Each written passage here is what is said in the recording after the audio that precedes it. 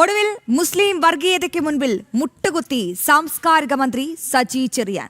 മുസ്ലിം ലീഗിനെതിരായ പ്രസ്താവന മന്ത്രി പിൻവലിച്ചു. പാർട്ടി സമ്മർദ്ദം ചെലുത്തിയതോടെ ഖേദം പ്രകടിപ്പിക്കുന്നുവെന്നറിയിച്ച മാപ്പ് പറയുകയായിരുന്നു.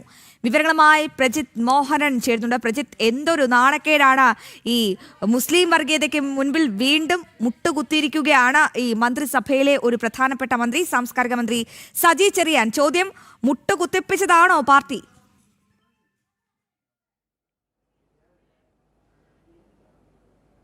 സ്വാഭാവികമായും അങ്ങനെ തന്നെയാണ്. കാരണം കേരളത്തിലെ പൊളിറ്റിക്കൽ ഇസ്ലാമിനെതിരെ പറയാൻ, അവർക്കെതിരെ ഒന്ന് ശബ്ദമുയർത്താൻ പോലും കേരളത്തിലെ കമ്മ്യൂണിസ്റ്റ് പാർട്ടിക്ക് നട്ടലില്ല എന്നുള്ളതിനുള്ളത് ഏറ്റവും വലിയ തെളിവുകളൊന്നാണ് സജി ചെറിയാനെ കൊണ്ട് ഇത്തരത്തിൽ അദ്ദേഹം പറഞ്ഞൊരു സ്റ്റേറ്റ്മെൻറ്റ്. ആ സ്റ്റേറ്റ്മെൻറ്റിൽ അദ്ദേഹം ഉറച്ചു നിൽക്കുകയും താൻ പറഞ്ഞത് വർഗീയ സാഹചര്യങ്ങളല്ല, കാസർഗോഡും മലപ്പുറത്തുമൊക്കെയുള്ള ചില യാഥാർത്ഥ്യങ്ങളാണ് എന്നുള്ളത് കൂടി അദ്ദേഹം പറയുകയും അതിന് പിന്നിൽ വർഗീയതയില്ല എന്ന് ആവർത്തിച്ച് പറയുകയും ചെയ്തു.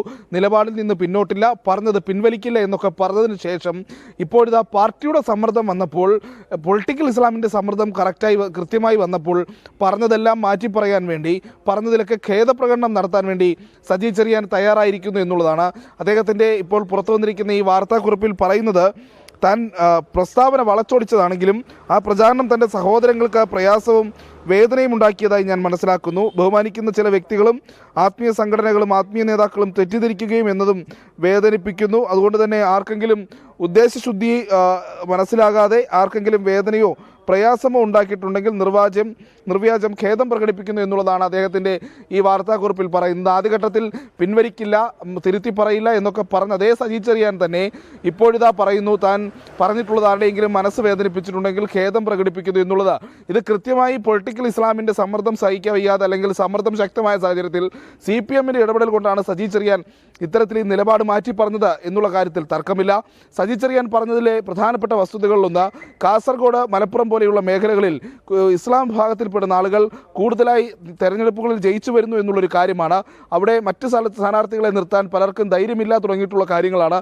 അപ്പോൾ അദ്ദേഹം പറഞ്ഞ പ്രസ്താവന 100% ശരിയാണെന്ന് മലപ്പുറത്തെയും കാസർഗോഡെയും ഒക്കെ അടുത്ത കാലത്തെ സാഹചര്യങ്ങൾ നമുക്ക് കൃത്യമായി പറഞ്ഞു തരുന്നുണ്ട്. അവിടെ ഉണ്ടാകുന്ന പൊളിറ്റിക്കൽ ഇസ്ലാമിൻ്റെയും തീവ്ര വർഗീയ പ്രസ്ഥാനങ്ങളുടെയും ഒക്കെ വളർച്ചയും ജനസംഖ്യയിൽ ഉണ്ടാകുന്ന മാറ്റവുമൊക്കെ സ്വാഭാവികമായും അതിനുള്ള തെളിവുകളുമാണ്. അങ്ങനെ വലിയൊരു പൊളിറ്റിക്കൽ ഇസ്ലാമിൻ്റെ വലിയ കേന്ദ്രമായി മാറിയിരിക്കുന്ന ഇത്തരം സ്ഥലങ്ങളിലെ യാഥാർത്ഥ്യമാണ് മന്ത്രി സജി ചെറിയാൻ തുറന്നു പറഞ്ഞത്.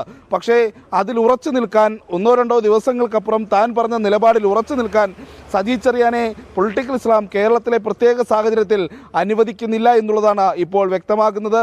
അങ്ങനെ ഇത്തരത്തിൽ മുസ്ലിം ലീഗിനെതിരെയോ പോപ്പുലർ ഫ്രണ്ടിനെതിരെയോ ഈ പറയുന്ന വെൽഫെയർ പാർട്ടിക്കെതിരെയോ ജമാഅത്തെ ഇസ്ലാമിക്കെതിരെയോ കൃത്യമായ നിലപാട് സ്വീകരിക്കാൻ കഴിയാതെ കേരളത്തിലെ എല്ലാ രാഷ്ട്രീയ മുന്നണികളും ഇങ്ങനെ ഇരുട്ടിൽ തപ്പി നിൽക്കുന്ന കാഴ്ച നമുക്ക് കാണാൻ കഴിയും. അവർക്ക് കൃത്യമായി ഇതിലൊന്നും മറുപടി പറയാൻ കഴിയുന്നില്ല. അത് ഇടതു മുന്നണിക്കോ വലതു മുന്നണിക്കോ ആകട്ടെ, കേരളത്തിലെ പൊളിറ്റിക്കൽ ഇസ്ലാമിൻ്റെ പ്രയോക്താക്കൾക്കെതിരെ, അവരുടെ രീതികൾക്കെതിരെ, അവരെങ്ങനെയാണ് ഓരോ സ്ഥലങ്ങളിലും അവരുടേതാക്കി മാറ്റുന്ന തുടങ്ങിയിട്ടുള്ള കാര്യങ്ങളിലേക്ക് വരുമ്പോൾ എന്താണ് ഇവരുടെയൊക്കെ പൊളിറ്റിക്കൽ സ്റ്റാൻഡ്? അടിമുടി നിലപാട് മാറ്റമാണ്.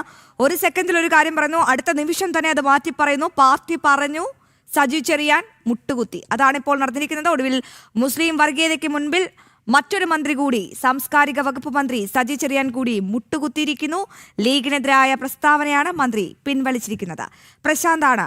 പ്രജിത്താണ് വിവരങ്ങൾ നൽകിയത്.